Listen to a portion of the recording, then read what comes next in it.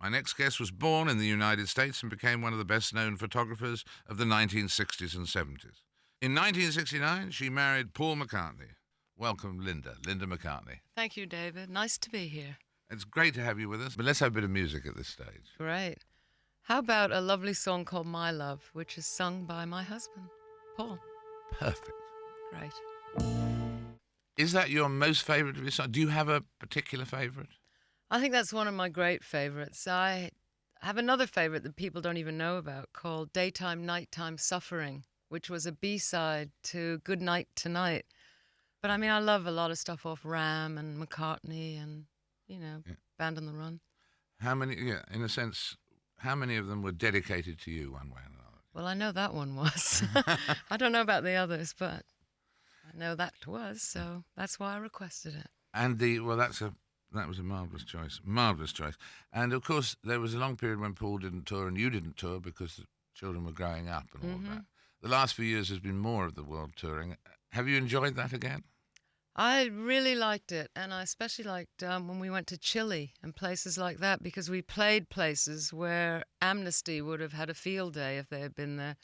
And we sort of did an exorcism, if you know what I mean, because they took all the poets and all the people against the government and tortured them and killed them. And we played the stadium where that happened in Chile, and it was great because we could put a good vibe on it. And the people really went crazy over there. That's amazing to play. Yeah. Paul said the dressing room had once been a torture chamber. Exactly. So we did a lot of sort of communicating with the people who were tortured, I must say. And music, as they always say, knows no boundaries. But do you find audiences different around the world, or are they basically the same? I think for Paul, they're basically the same. They just love him, and they love his songs, and they love the Beatles, and it's wonderful. So they don't differ, yes. And it really is international, isn't it? It is. Oh, music can warm the hearts, let's face it.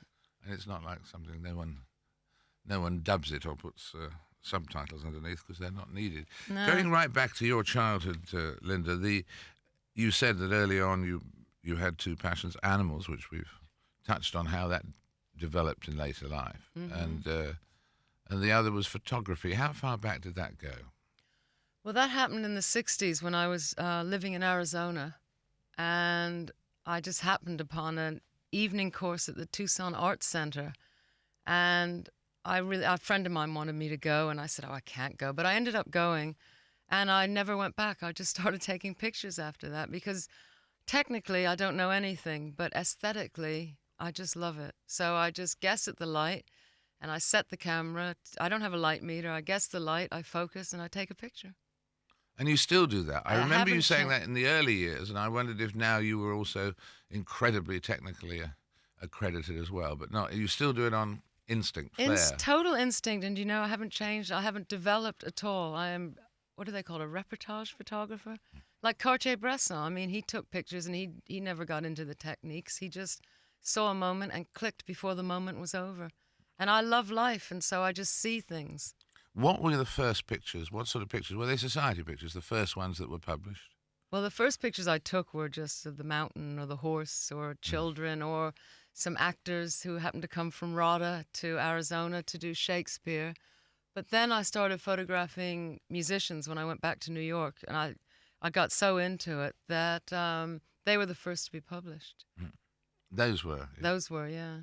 There are various kinds. Did you, in fact, at that time, did you meet Paul in New York or in London? I met him in London at the Bag of Nails Club. It was the Bag of Nails? Yes, seeing Georgie Fame and the Blue Flames. You first met Linda at one of those nightclubs?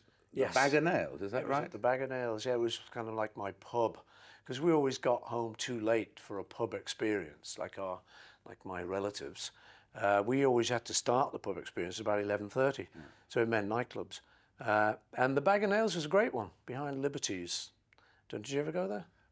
Once or twice. No, you were more a Quaglino's man, I think. I was more a Quaglino's, yes, I was. yeah.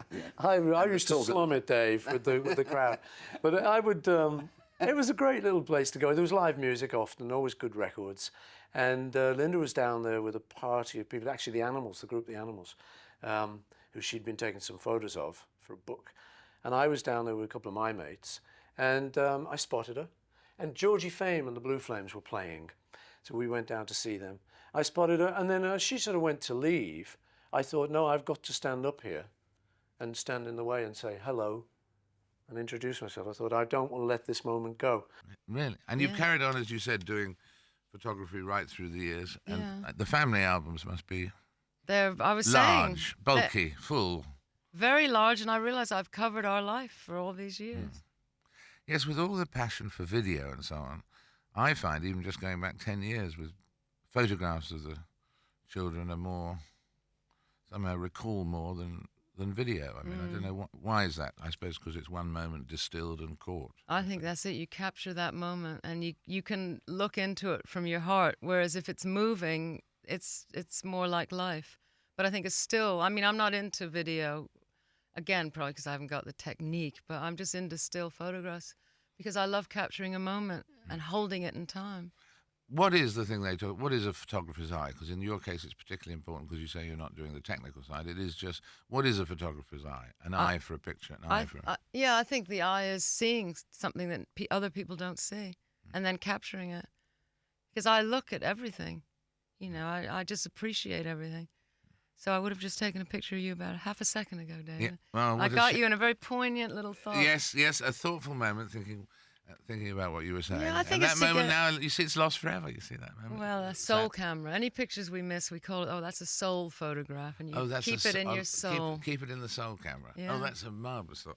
And but now, do you think of Britain as home, or do you still think, because of so much of your early life being in the States, are you Anglo-American, or I mean, how do you think of yourself? If someone woke you up in the middle of the night and said, "Where is home?" What would you say? Oh, I'd say Britain, because I've lived here longer than I lived in America. Would you believe? Yeah. I can't believe it.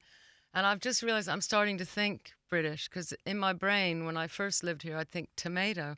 But now I'm thinking I must go buy some tomatoes. Oh, really? This is a great step forward. Yeah, so I'm definitely British now, but I love America. And I mean, I could easily live there because it's beautiful, but I could live anywhere that's lovely and the people are nice, I think.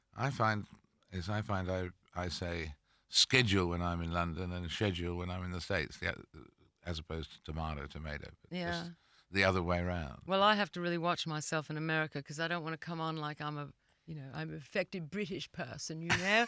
So I always say, can I have a tomato? And we're celebrating this month the 26th wedding anniversary, are we not? It's unbelievable, but yes. Fantastic. Yeah. Fantastic. How will you celebrate it? Probably just cuddly and cozy, I hope. Nothing. We're never very flash on these occasions, really. You more private than most of your friends in this business, do you think? Or more successfully private, perhaps? Probably. Well, we just like the quiet, not quieter things, but, we like pretty real things. We're not too jaded, as they say. Never be jaded. What about another piece of music? How about Jimi Hendrix, who's my favorite guitar player, and I love Little Wings, although I love all his stuff, but I don't think that many people know this song, so let's hear it.